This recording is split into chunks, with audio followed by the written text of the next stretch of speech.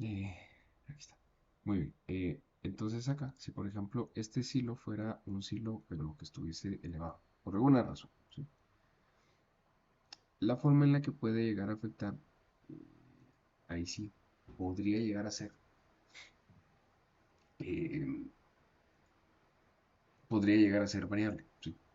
Variable no necesariamente triangular, sino que variable en el sentido de que generalmente en estos puntos podría llegarle a desarrollar algún efecto eh, pues diferente, no necesariamente lineal, pero que mucho tendrá que ver cómo sea la parte, el fondo del silo del tanque, ¿sí?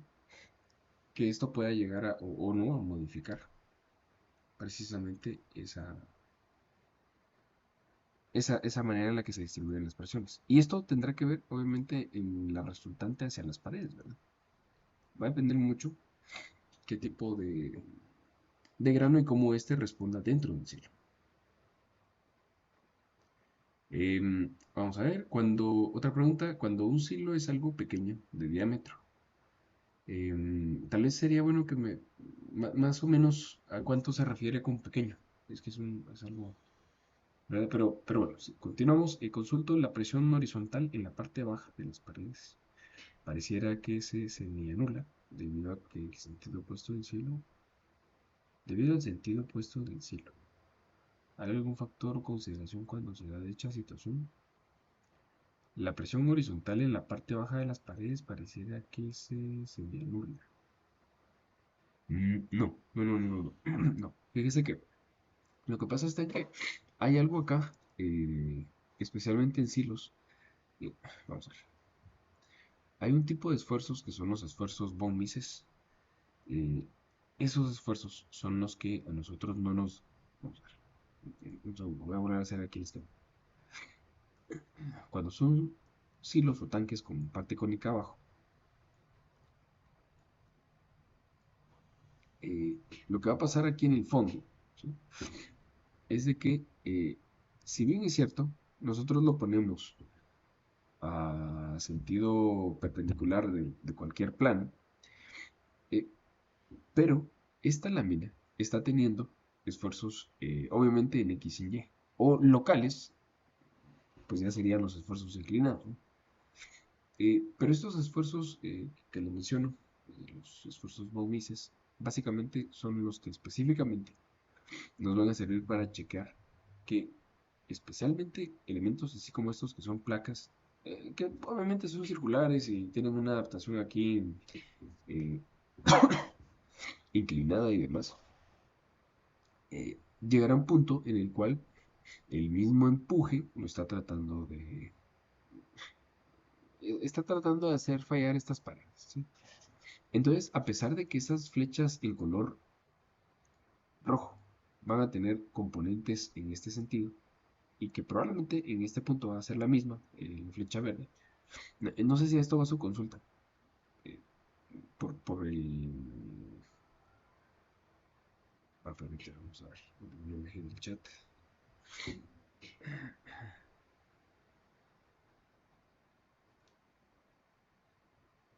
No sé si esto se refiere con que se anulen, sería... Vamos a ver, denme un segundo. Vamos a ver si me carga rápido.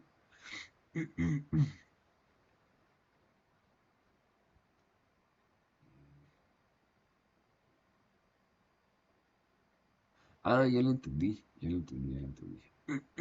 Sí, pues un silo que fuese demasiado esbelto, dice usted. No, fíjese que no se podría anular. Eh, lo que pasa es de que, a ver, por un tema de estabilidad ¿qué sería?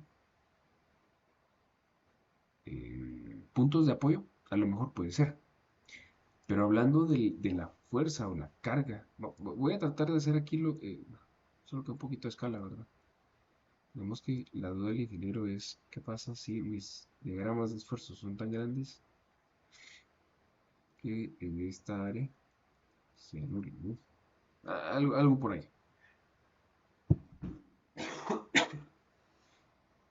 Se aplica el cono inferior y las partes bajas de las paredes.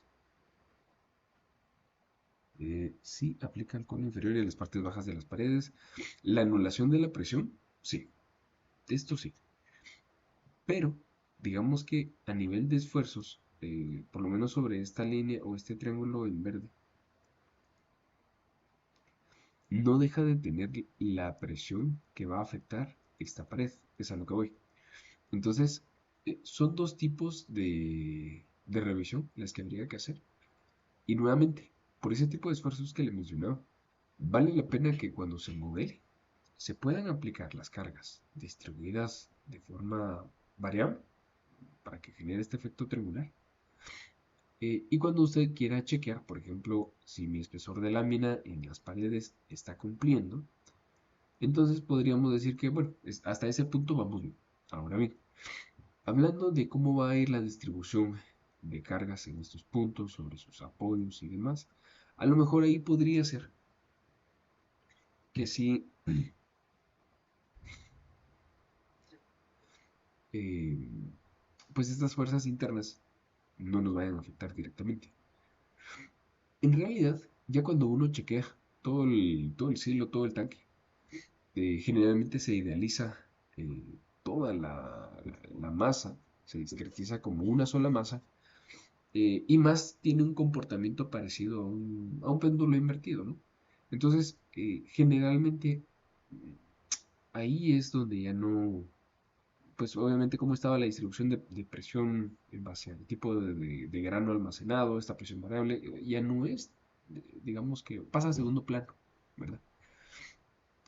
Pero donde sí podría llegar a afectar es, por ejemplo, que a lo mejor en mi diseño de conexiones en estos puntos, el diseño del desfogue al centro del cono, porque por ejemplo partes como este desfogue, eh, sí, esencialmente no se va a ver afectado. Porque esto, digamos que este diagrama que nosotros vemos está en dos dimensiones, pero en tres dimensiones, o ya en los 360 grados, en realidad solo va a tener una carga vertical, ¿no? A pesar de que a lo mejor aquí le caiga todavía un pequeño porcentaje de un diagrama de un lado, ahí sí se podría anular, pero depende mucho de la ubicación de la pieza que se vaya a revisar, ¿verdad?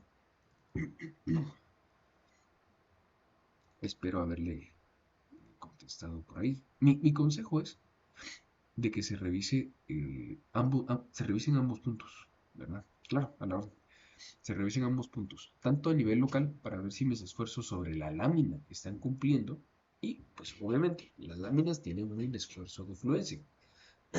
Entonces, digamos que si nosotros estamos haciendo un silo o un tanque con un acero a 36, las resultantes de esas cargas que veíamos hace un momento, eh, pues no deberían de superar los 36 KSI. Y para eso son los esfuerzos bovices, ¿no? Para asegurarme que la presión no exceda esos puntos, ¿sí? Porque un esfuerzo, chequearlo en una columna o una viga, digamos, ya todos lo sabemos, ¿verdad?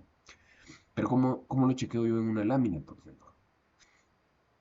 Pues la misma presión del grano o del fluido almacenado, lo que tratará de hacer es inflar la lámina y tratar de reventarla. Entonces, no hay que. Ese esfuerzo que está tratando de expandir o de estirar la lámina, media vez no exceda los 36 KSI. Pues, siempre con el mismo ejemplo de que fuera una lámina de 36, estaría muy bien, ¿verdad? Bueno, ahora, normalmente estos hilos tienen caminamientos en las partes superiores, que no solamente son caminamientos, sino que también son guías de ductos para poder distribuir el grano sobre o a nivel superior, ¿verdad? Eh, entonces acá, básicamente, estos distribuidores, pues aprovecha que deben de ir ahí y se hacen caminamientos como tal, ¿verdad? Eh, Podríamos llegar a tener también escalerías, eh, y habrá que revisar, pues obviamente, que toda nuestra carga se esté distribuyendo de manera correcta. Y generalmente los hilos, unas de las, o por lo menos la mayoría de formas de fallo más comunes, es a través de asentamientos. Y esto es precisamente porque la carga que tienen almacenada, o digamos que Imagínense ustedes muy parecido al concepto de agua potable, los metros columna de agua, ¿no? Aquí los metros columna de almacenamiento pueden llegar a ser tan altos que ahí sí pueden exceder nuestras capacidades permisibles. Entonces hay que determinar hasta dónde, hasta qué puntos, y especialmente esto no tiene que ver con el silo como tal, sino el diseño del piso del silo, pues ese generalmente llega a requerir otros tipos de, digamos, subestructura, como la estructura de un pavimento, ¿no? Pues obviamente calculada y mejor elaborada. Pero esto pues ya se sale un poco del tema de acero, entonces lo vamos a dejar ahí a un ladito.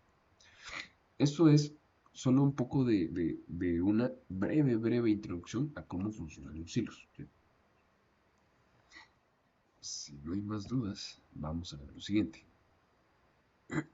Notarán ustedes que, pues ahora que ya, digamos, ya repasamos o vimos brevemente la explicación de un silo, si ahora esto lo convertimos a un silo que podría estar elevado, este era un ejemplo que veíamos la vez pasada. Generalmente estos hilos, pues como les decía hace un momento, pueden estar o no elevados, ¿sí? Depende mucho cómo vaya a estar o la distribución o la logística de todo el proceso. Pero hay algo importante que no se mencionó en la última clase y vienen a ser efectos o detalles como los sistemas de arrastre, ¿sí? A diferencia de las estructuras o los edificios arrostrados, que ya el ingeniero Lobos, creo, ya lo explicó a mayor detalle y profundidad. La diferencia que llegamos a tener precisamente con los silos o estructuras industriales es de que cuando nosotros tenemos estructuras tan altas, muchas veces debemos de proveer sistemas de arrastre que a lo mejor por la altura que requiere el proceso industrial o el proceso productivo, van a exceder considerablemente pues el estándar de una altura de entrepiso, digamos. Así como en esta ocasión, digamos, tenemos 7 metros y si nosotros quisiéramos hacer una relación acá aproximada, pues justamente aquí sí tenemos casi 7 metros de alto por 7 metros de ancho, y a lo mejor esto sí puede permitir un desarrollo correcto de breccias a 45 grados, ¿sí? Porque a lo mejor este punto que está recibiendo media brecha no está completo y esto puede causar un problema, sobre todo en esta pieza, ¿no? Por la distribución de fuerzas que ya nos han explicado. Bueno, ahora bien, el problema es de que cuando nosotros tenemos estructuras de este tipo, muchos sistemas de reostato pueden llegar a tener o no eh, pues distribuciones que van y obedecen a la geometría de lo que así se deben de adaptar. Como por ejemplo acá vemos unas mangas o unas tolvas, esto es para una cementera, ¿sí? Y básicamente acá, muy parecido a los hilos, es pues una forma cónica en la parte inferior, eh, lámina, ¿sí? Aquí en este caso tenemos lámina de un cuarto de espesor, por el tipo de densidad que se va a almacenar acá y demás. Unas piezas rigidizantes en la parte interna, pero acá importante, debido a que en este nivel se están apoyando las ménsulas, que son estas que están aquí arriba, que no estoy seguro por qué aquí salieron desplazadas, creo que se corrió el modelo, pero esta pieza debería de caer acá. Pues esta pequeña ménsula le sirve a todo el silo o a las paredes del tanque para apoyarse sobre un nivel determinado, ¿sí? Bueno, entonces aquí empezamos a tener, a pesar de que este es un ejemplo muy pequeñito, es una estructura bien sencilla, vamos a tener algunas limitantes, ¿sí? Por ejemplo, digamos que solo tenemos dos ejes de columnas en un sentido. Por lo tanto, la redundancia estructural en este sentido corto no se da de la mejor manera posible. Entonces puede ser que sea muy desplazable. A lo mejor el diseñador piensa en colocar sistemas de arrastre para restringir un poco el desplazamiento como tal, ¿verdad? que es precisamente lo que ocurre muchas veces, y aún así más, si nosotros empezamos a hacer estructuras más altas. ¿Sí? Acá tenemos nosotros también un ejemplo de una bodega que es de materia prima y tiene en toda esta parte superior unas bandas transportadoras, ¿sí? Donde acá hay una especie de artefacto, maquinaria, que las distribuye acá a otra serie de bandas transportadoras. Aquí no se logra visualizar porque es solo lo referente a estructura metálica, pero más o menos la banda transportadora va aquí entre estas dos líneas color naranja, ¿sí? Más o menos por ahí va. Yo aquí solo tengo el modelo con la estructura como tal de acero, ¿verdad? Y esto pues llega en disminución. Ah, no, les miento. Esto nace de un punto inferior y esta tendría que estar alineada por este lado. Permítanme. Pero son temas del modelador, ¿verdad? Bueno, pues, más o menos esta estructura debería estar en un punto anterior. ¿Sí?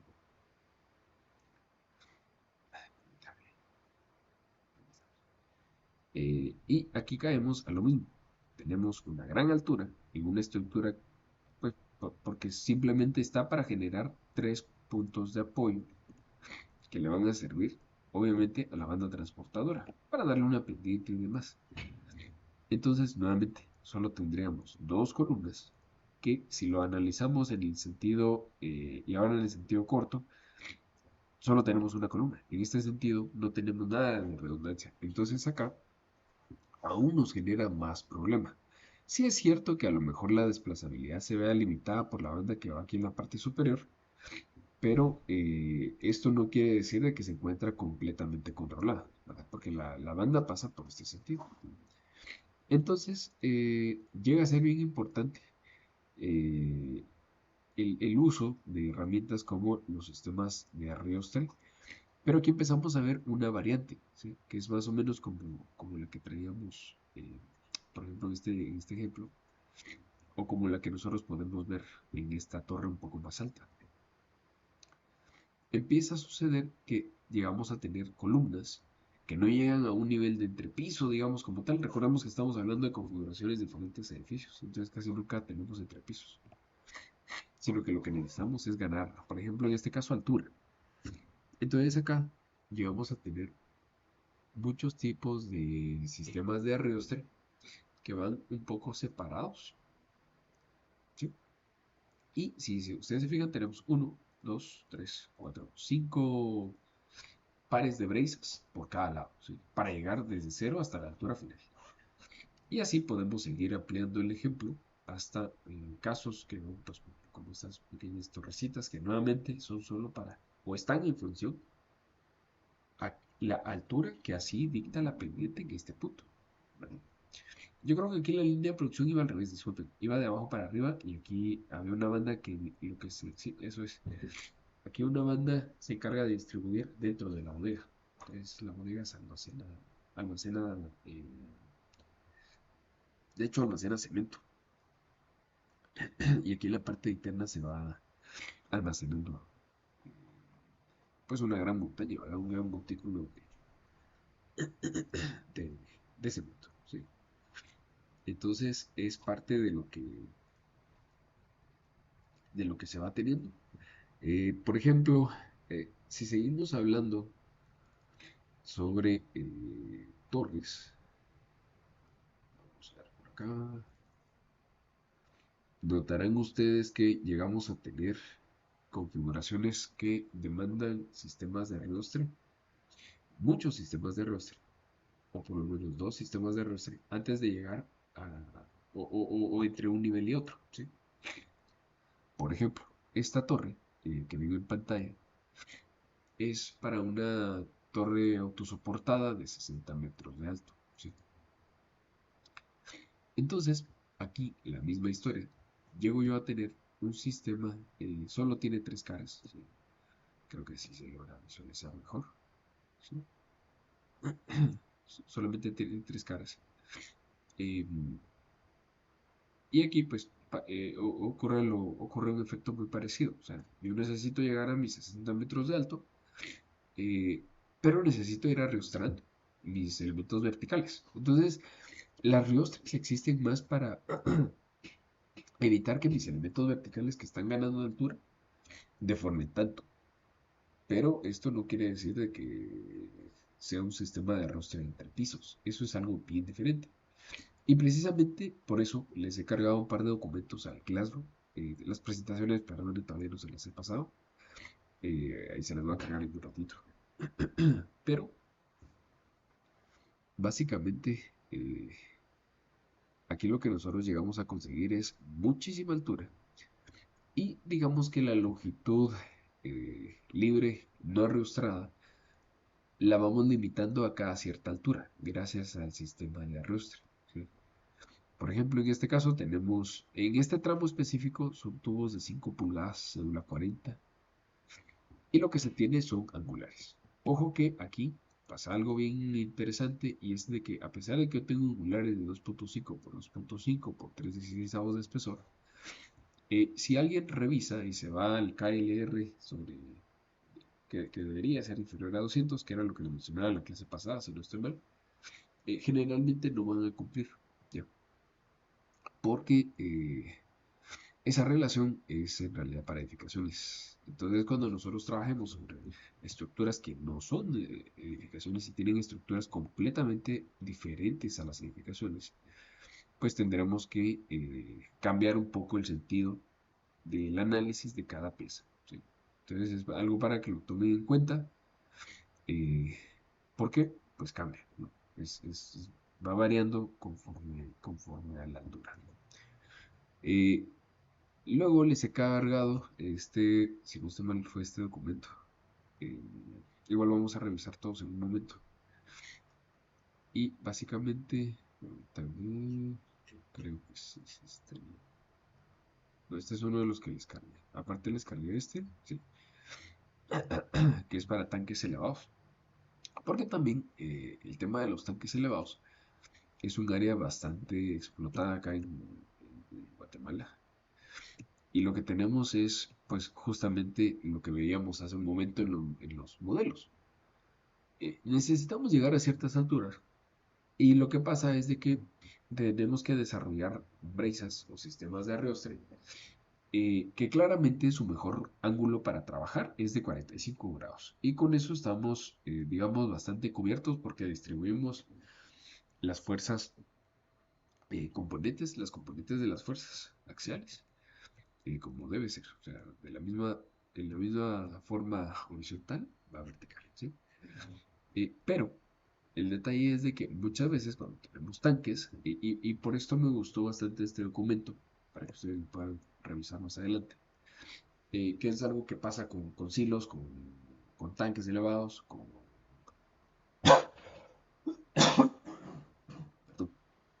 que pasa bastante con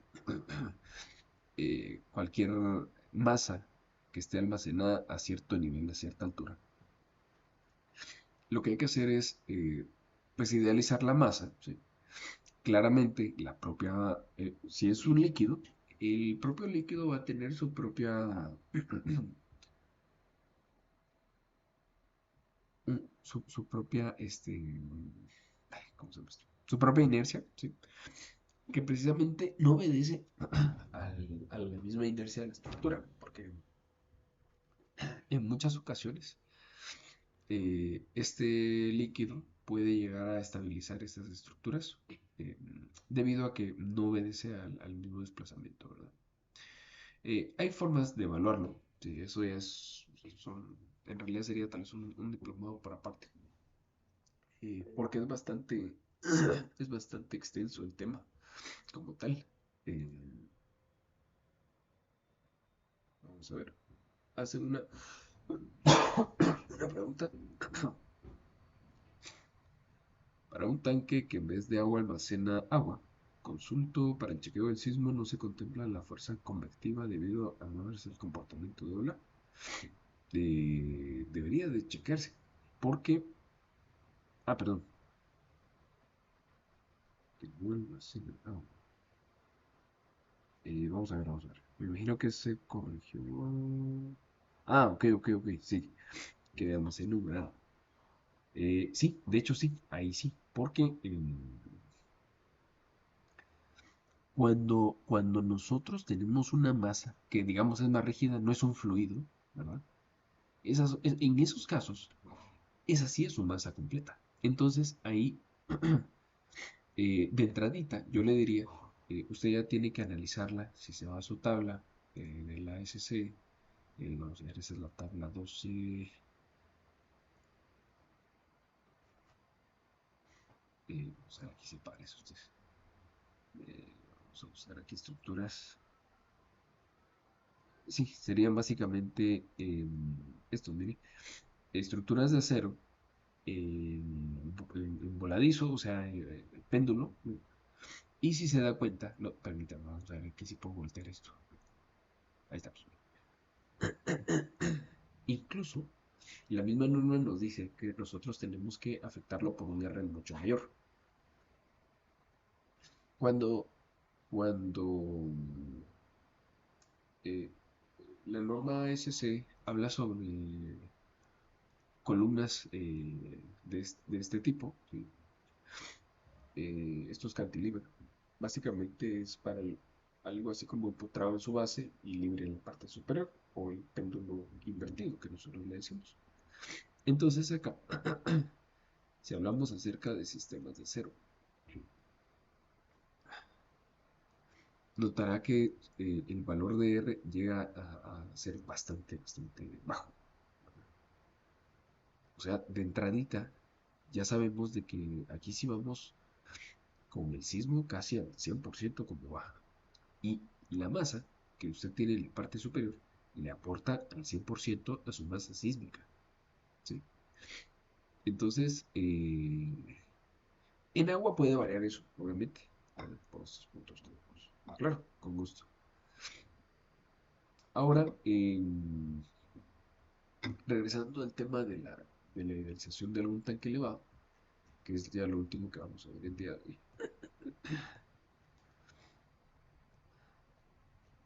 Básicamente acá en este estudio que se les ha compartido,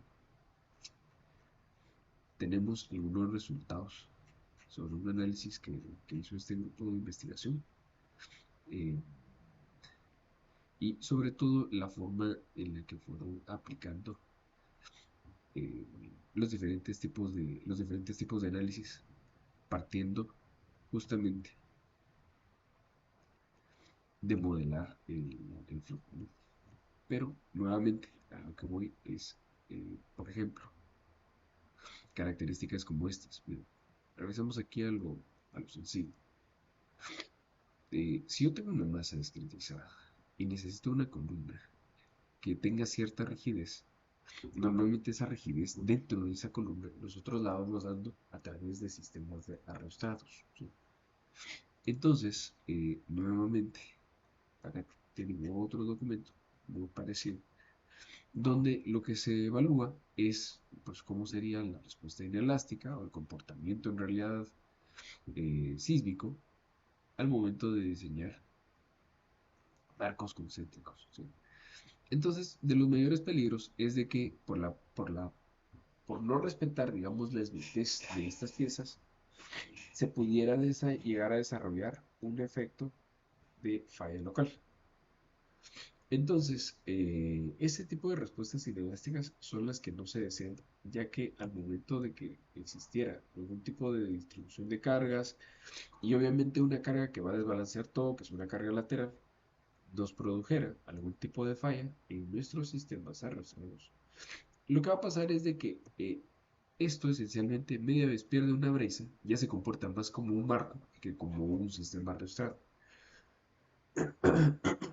Entonces el valor de R cambia, ¿sí? Deja de ser el mismo y por lo tanto, si nosotros analizamos esta distribución de cargas, el diseño de vigas en el nivel I, lo que va a pasar es de que en realidad ya no vamos a tener un equilibrio de fuerzas, porque estamos perdiendo la posible reacción que nos daba esta pieza. Entonces, pues básicamente el estudio acá demuestra algunos detalles importantes sobre ese comportamiento inelástico y especialmente sobre que la ductilidad no se va a llegar a dar, ¿sí? Recuérdense que la utilidad va a ser aquella capacidad que nosotros, esa capacidad que nosotros tengamos, perdón, para poder desarrollar comportamiento inelástico sin que llegue a colapsar nuestra estructura. Entonces, al momento de que nosotros conseguimos que esto no es un sistema arrastrado y le quitamos una arrastra, ya toda la carga se va a ir distribuida hacia las columnas vigas. Probablemente no vaya a ser de la mejor manera eh, en la cual se distribuyen estas cargas, sino que habría que volver pues volver a analizar todo nuevamente desde el punto de vista que no tuvieran mulas veces, ¿verdad? Aquí hay algunos detalles. Entiendo yo que valoran varias opciones y obtienen pues varios resultados. Entonces ahí para su posterior investigación tienen este otro artículo que es bastante bueno.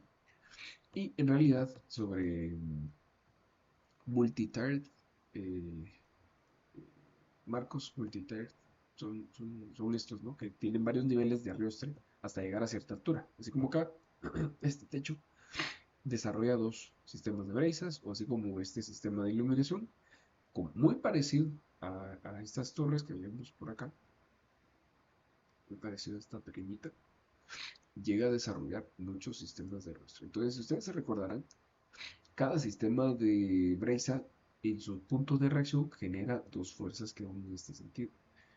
Entonces, ¿cómo es de que entonces dos columnas pueden llegar a resistir eso? Pues precisamente para eso es este tipo de análisis, ¿verdad? Porque va generando un tipo de cambio importante. Este documento no sé si también se los cargué, si no, de igual forma pues se los puedo compartir. Eh, Son puras investigaciones, ya que el problema que tenemos con este tipo de sistemas es de que es complicado encontrar bibliografía, eh, ya que son proyectos muy específicos, ¿sí? Pero lo importante es de que si nosotros contemplamos especialmente nuestro análisis por estabilidad, ya la mayoría de chequeos pues ya los tenemos en eh, entonces hay muchos ejemplos de aplicación. Creo estos diferentes documentos sí se los había compartido por ahí. Si no, igual reviso en un momento. Muy bien. ¿Podría comentar un poco acerca de cómo se calcula el viento en una torre? Ya que solo son embrezadas y no tienen diafragmas. Asimismo, podría comentar acerca de cómo se aplica la fuerza horizontal debido al sismo y viento para torres de soportería, por ejemplo, que soportan bandas transportadoras, ya que no poseen diafragmas. Sí, con mucho gusto. De hecho, son preguntas bastante acertadas. Vamos a ver aquí, si quiero ver si está el número cerca tiene cargado. Vamos a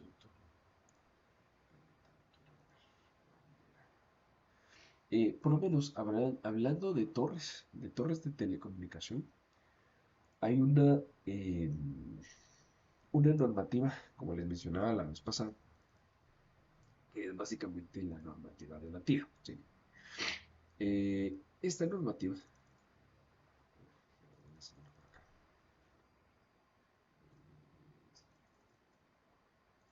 también tengo las fuerzas sísmicas calculadas, pero vamos a ver. Sí, muy bien, vamos a ver.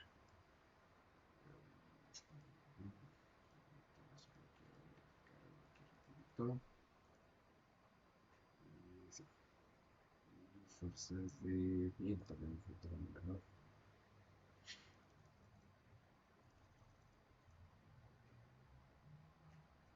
Ujú. Bueno, ya. Eh, eh, Acá lo que se tiene es, siempre basados en el criterio que veíamos a un inicio. Voy a dividir su pregunta en dos. Primero, el cálculo del viento en una torre, ¿verdad? Fíjese que las torres normalmente, eh, las torres normalmente se dividen por tramos o por segmentos. Entonces, digamos que una torre, así como la que veíamos hace un momento, de que esta pues es ¿cómo se llama esto? Una torre de telecomunicaciones, vamos a ver aquí un pequeño ejemplo. Este es un programa especial para diseñar torres. Eh, no mucho en detalle, pero si se fija aquí, tenemos un primer tramo que es el tramo 10, el tramo 9, el tramo 8, que va por acá. Permítame ver. No, esto es. Sí, el tramo 8, aquí va el 7, aquí va el 6, etcétera, etcétera. ¿Sí? Bueno, ¿por qué le explico primero eso? Por tramos, uno tiene que generar un pequeño cálculo eh, y idealizar eh, los siguientes dos puntos. Si van a ser piezas abiertas, así como los que nosotros tenemos en estos casos, ¿sí? El viento generalmente pasa a la par de ellas y entre ellas. Entonces, por tramos nuevamente, uno puede generar eh, el cálculo respectivo dependiendo también del ángulo con el que el viento le vaya a pegar a esas piezas. Entonces acá uno tiene, digamos, aquí en esta celda pues están mis cotas superiores. Aquí tengo el promedio de mi área de aplicación. El tipo de pieza estructural que tengo, que es un tubo de 2, de 3, de 4, de 5, de 6, y los angulares. ¿Sí? Bueno, entonces, aquí tengo mis valores de caseta. Eh, Ojo que acá estas referencias no están respecto a ASCD, pero sí es cierto que van muy, muy de la mano. Por ejemplo, vamos a ver aquí, permítame.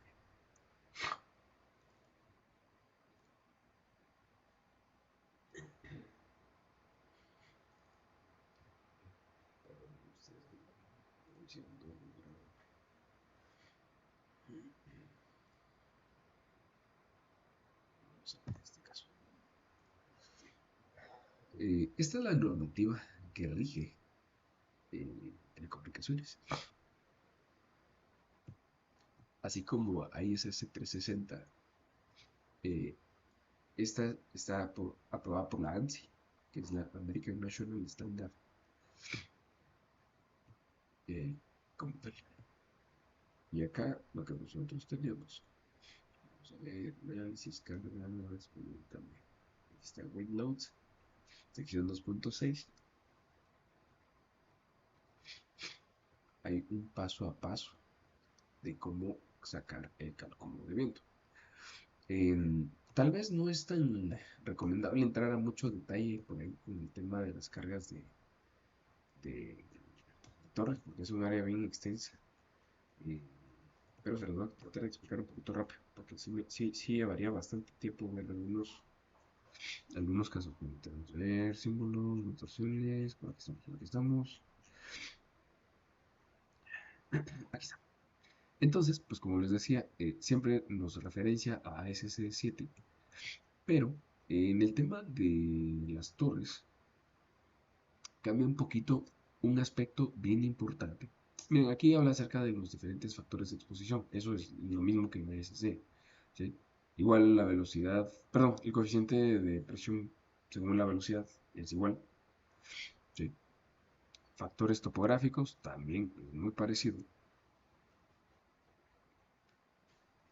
En cambio, hablando de factores topográficos, lo que sí se hace es eh, utilizar dos métodos. Uno es a través de un método simplificado, que es dependiendo de cómo se encuentra o dónde se encuentra la estructura. Por ejemplo, categoría 3, estructura ubicada en la parte superior, perdón, en la mitad superior de una colina.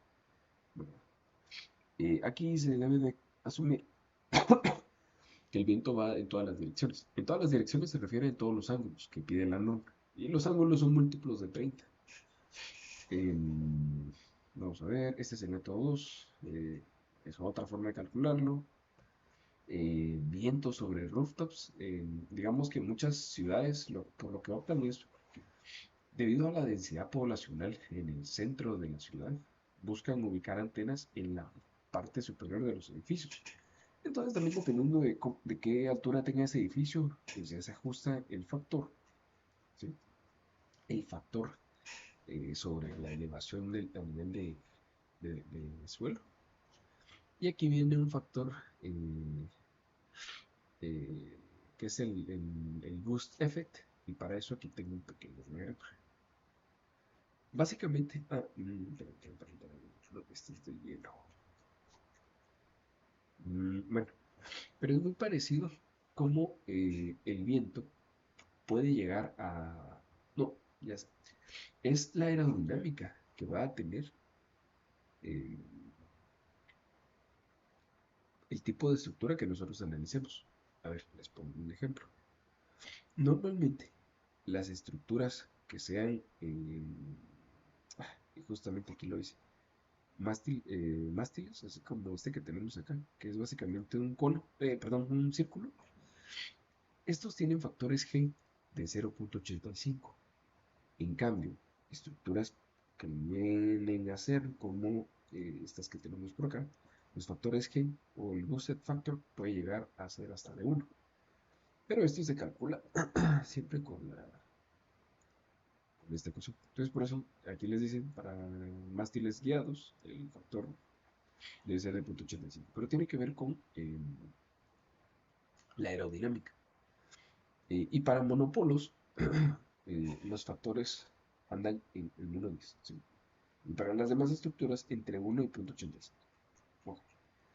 Eh, Luego hay un tema de diseño aquí de hielo, eso no lo vamos a tocar, me voy a pasar otra vez al viento. Y aquí simplemente no, les dicen a ustedes que tienen que ir sumando los diferentes valores. Pero, por ejemplo, para torres de telecomunicación, las antenas que están en la parte superior, los microondas, todas esas cuestiones que tienen una aerodinámica diferente, que son áreas más grandes, generan un factor EPA, que es un área proyectada efectiva de la estructura, sobre la estructura. Entonces, no es más que utilizar una amplificación por área. O sea que cuando tengan antenas, imagínense que es una antena parabólica, eso tiene una oposición al viento bien elevada, ¿verdad? Entonces ahí es donde entran estos factores que les llaman EPA. Así es más o menos como se puede ir calculando el viento. Aquí esta es una hoja de cálculo que utilizamos, ¿verdad? Va relacionada con el tema que recién platicamos. Se trabaja por tramos, ¿verdad? Cada pieza tiene su propia forma. Si fuera circular, en este caso las columnas y los diagonales o las brezas son partes planas o flat, me refiero a que el viento cuando viene en este sentido, lo que se va a encontrar es un área plana, ¿verdad? A eso se refiere. Aunque tenga un quiebre aquí, pero el viento se encuentra una parte flat antes de entrar al efecto del ángulo, ¿no? Entonces, cada una de estas piezas va a producir una propia área, ¿sí? Nominal. Y luego, en este caso, pues se evalúa, por lo menos esta hoja de cálculo está pensada para evaluar ángulo 0, ángulo 90, perdón, ángulo 60 y ángulo 90. Posterior a eso, se encuentran los coeficientes que estaban en la norma y llegamos a determinar el área equivalente. Miren que aquí se utilizó un factor Gaussian de 0.85 por el tipo de estructura que es. Aquí se habla un poco acerca de cables, escaleras de acceso, accesorios, digamos, de una torre de telecomunicación. Escalerías, etcétera, etcétera. Eso genera también una resistencia al viento, etcétera, etcétera. Em, y hasta aquí llegamos a, a encontrar las fuerzas ya integradas y para aplicarlas sobre un modelo, pues lo que hay que hacer es aplicarlas sobre uno de los lados, ¿sí? Entonces, esto lo que le va a permitir a usted es idealizar bastante cercano. Y vamos a ver si. formas y nada, no, estamos ahí.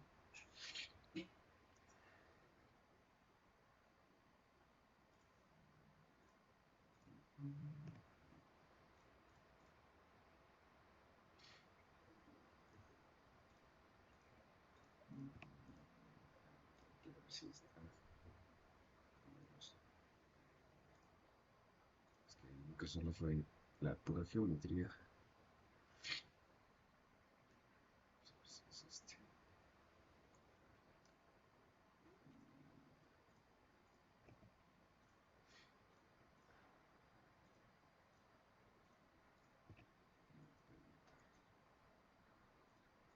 Es este módulo no sé qué tiene cargas.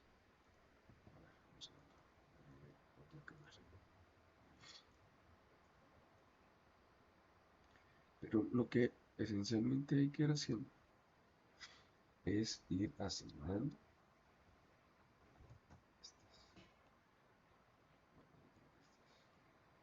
hay que ir asignando las cargas directamente a los nodos o por tramos, cualquiera de esos. Eso funciona.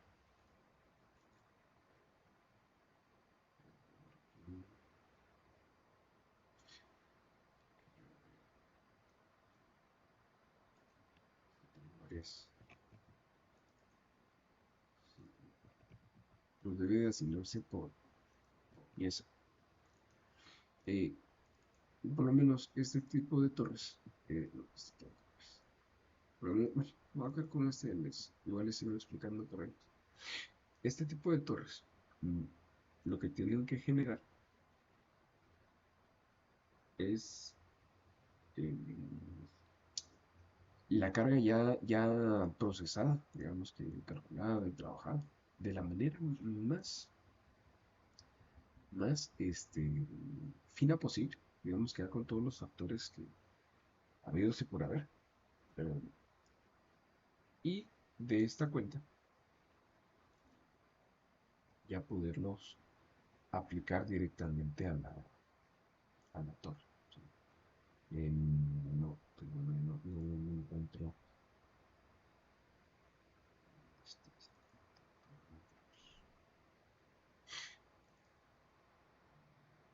mm,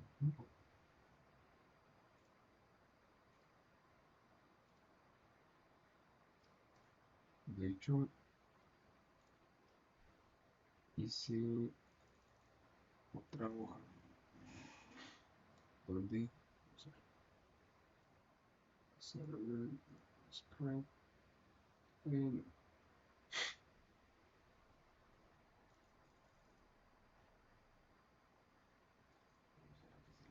entonces, perdonen.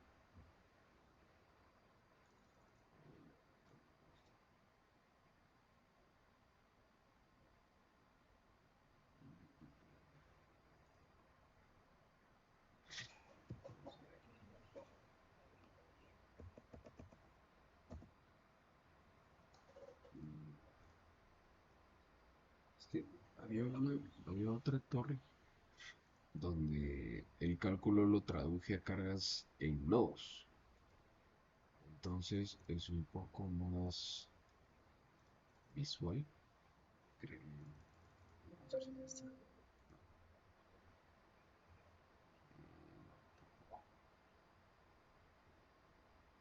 Negativo ustedes. Disculpen. Hablaba aquí rapidito, no lo tenía preparada en realidad.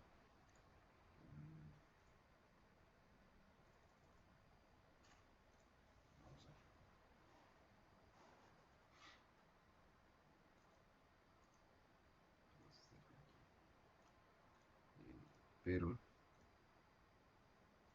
la forma de aplicación de las cargas de viento o es a través de nodos o es a través de las piezas. Bueno, ahorita está abriendo otra hoja. Rápido.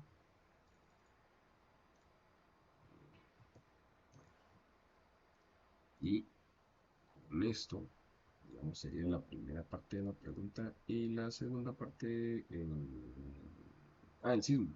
Sí, el sismo también, perdón. Pues de la misma forma en la que se vivió por tramos, digamos en este caso una torre. también, nuevamente se vuelve a dividir sobre tramos. Cada tramo tiene un aporte de peso, peso propio de la estructura, peso de cargas discretas, digamos que un tema ahí de cargas asignadas a la torre. Esto de Feedline es básicamente el peso del cableado que tiene la torre. Cargas adicionales, accesorios. Esto es de antenas, cargas de antenas. Aquí tenemos una suma total de las cargas. Entonces, si tenemos una carga, tenemos una altura a la cual está concentrada la carga de ese tramo específico. También la normativa de la TIA da unos lineamientos sobre cargas sísmicas, donde se calculan siempre basados en la ASC. Entonces, vamos a ver, parámetros de diseño sísmico. Se toma el valor SDS, SD1, FA y FB, tal y como ASC siempre lo ha hecho, ¿sí? Un coeficiente vertical. Y luego se hace aquí un procedimiento de fuerzas laterales. Entonces usted termina sacando una cortante, ¿sí? Un cortante basal. Que de hecho esta ecuación de C sub S, es S por la importancia sobre R, es igual que en las estructuras que nosotros utilizamos en ASC. Valdría la pena. Y sí, no tiene diafragmas. Entonces, como no tiene diafragmas, hay que trabajarlo en base a tramos, ¿verdad? Y aquí tienen ustedes un buen parámetro más específico en una norma propia de torres, que es el coeficiente de modificación de la respuesta, ¿verdad? Esto será de 3 para las torres arrastradas autosoportadas y para mástiles guiados o monopolos de 1.5. ¿Sí? Entonces aquí ya se aplica una distribución de fuerzas, que es básicamente lo que ustedes veían acá, ¿sí? Y esta distribución de fuerzas, digamos que aquí en un pequeño resumen, ya lo voy colocando, ¿sí? Lo que es un poco raro en torres es de que notarán ustedes, a ver, si el tramo 1 es el que está a 57 metros de alto, tiene casi tonelada y media. Perdón, aquí se trasladó. Era T1, T2. Bueno, aquí era el tramo 10, porque la altura es de 3. Aquí hubo un error aquí en los textos. No sé si quedó trabada la pantalla, pero los tramos con cotas inferiores, con cotas bajas, las de 3 metros, tiene un cortante muy bajito. ¿Qué es lo que pasa? Digamos que si nos basamos en el concepto de distribución de cargas, eh, o cargas laterales, mejor dicho, lo que va a pasar es de que el aporte de la masa que tiene a ese nivel o a esa altura es bajo. Ahí todavía no ha generado nada importante la torre. En cambio, conforme vamos subiendo, acá donde, pues recordemos que para eso tiene la altura en la torre, para poder cargar desde la punta, antenas, microondas, cualquier otra cuestión que se les ocurra ya a los dueños de la telecomunicaciones específicamente. Entonces, la mayor cantidad de la masa está concentrada en la parte de arriba.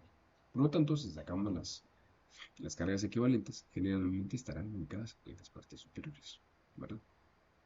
Entonces, con eso, pues creo yo abarcamos bastante de las torres. Nuevamente, pues estructuras que son diferentes edificios. Hay muchas, ¿sí? Eh, de hecho, bueno, por tema de tiempo hoy solo les vamos a terminar de mostrar rápido aquí otro ejemplo. Pero el sábado vamos a ver una pasarela que también es pues, otro tipo de estructuras. Y aquí para ir finalizando, pues había un pequeño tanque de 120 metros cúbicos. Pues depende mucho cómo trabajen ustedes eh, o en qué programa. Pero esencialmente lo que hay que hacer es distribuir pues, las presiones como así corresponda.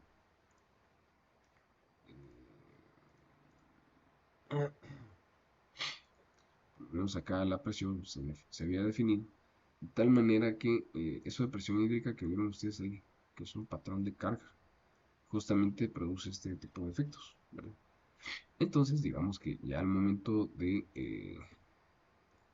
Vamos a ver aquí. Si corremos.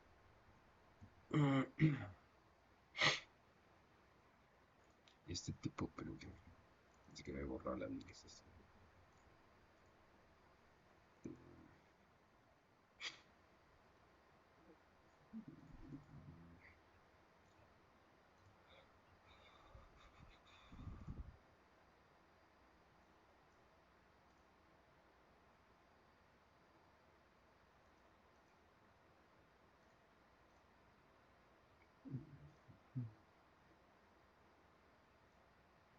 Vamos a ver.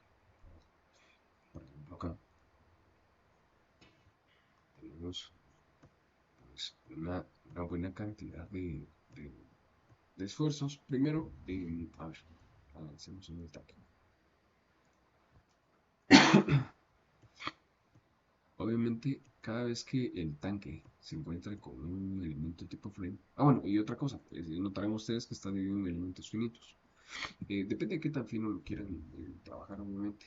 Eh, pues así habría que irlo dividiendo en la cantidad de elementos finitos que se corresponda. Pero obviamente aquí cada apoyo genera una concentración de esfuerzos, porque obviamente todo el peso del tanque lo está tratando de distribuir a sus puntos de apoyo. ¿Sí? Entonces por ello pues va a estar considerablemente alto y casi siempre en los puntos donde ustedes se apoyan a otras estructuras o a los mismos puntos de apoyo, generalmente o hay que reforzar las placas o hay que colocar otro elemento adicional como las ménsulas, por ejemplo. Las ménsulas que ustedes veían en este pequeño ejemplo. Muy parecido a esto. ¿Sí? Esto nos permite tener una mejor distribución de cargas. Eh, y bueno, claramente podemos identificar acá que, si bien es cierto, aquí tenemos una buena cantidad de carga, en las partes superiores pues tenemos cargas bastante bajas. Conforme vamos descendiendo, perdón, estas pues empiezan a ir incrementando, ¿verdad? Y más o menos pues este es el tipo de efectos que podemos llegar a conseguir con tanques. Y ahora, pues hablando especialmente de los sistemas, pues en este caso de, de apoyo, ¿sí? Pues de igual forma, aquí, si perdón, está por ahí,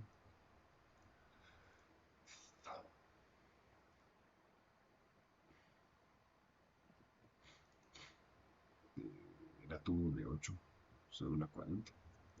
Y esto, si no estoy mal, eran angulares también de 4x4, ¿vale? Entonces aquí pues pasaría la misma historia si alguien desea correr este tipo de cosas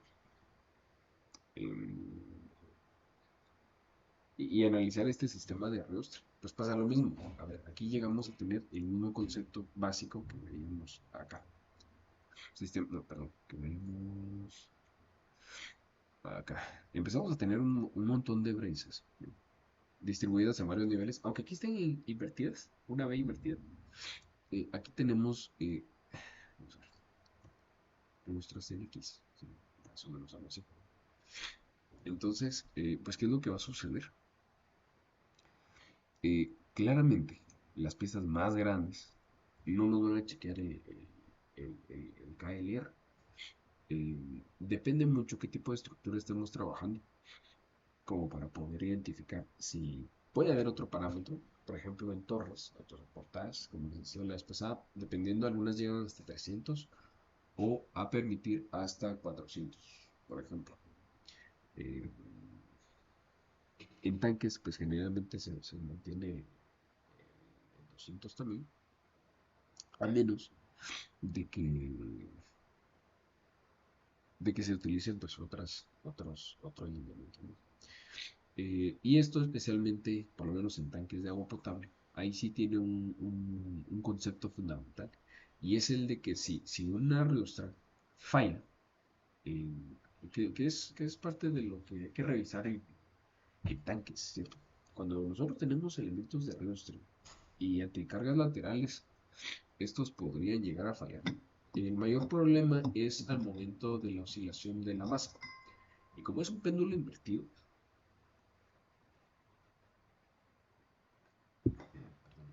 Entonces ahí sí nosotros corremos demasiado riesgo cuando la gente,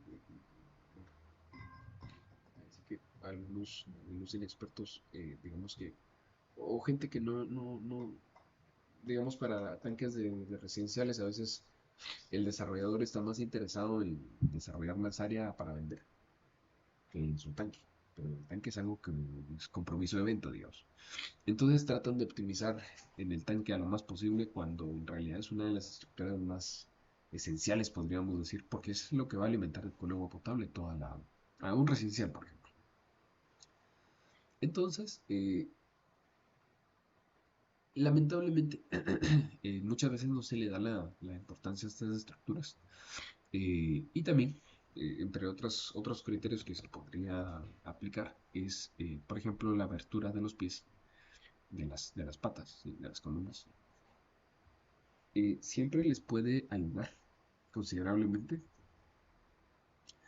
abrir estas columnas porque a pesar de que solo tenemos 4 elementos, eh, nos genera una mejor reacción a nivel horizontal, ¿sí? Lo que pasa es de que si tuviéramos un tanque apoyado sobre un cuadrado como tal, digamos que sobre una pieza de este lado, eso sí se comporta más como un péndulo invertido que este caso, ¿verdad? Entonces acá lo que nosotros tenemos es de que esta columna, que apenas tenga una pequeña inclinación, pues ya al momento de que el tanque intente desplazar acá, estas columnas ya están tratando de hacer esto. Por lo menos las dos, la que vemos acá y la que está atrás. Entonces, en cambio, si no tenemos pues esa inclinación completamente la columna se va a flexionar. Y pues cabalmente para limitar eh, las deflexiones en las columnas y la longitud no arrastrada, es de que metemos pues varios sistemas de brazas, que es hacia donde iba el tema del día de hoy. No sé si alguien tiene alguna pregunta.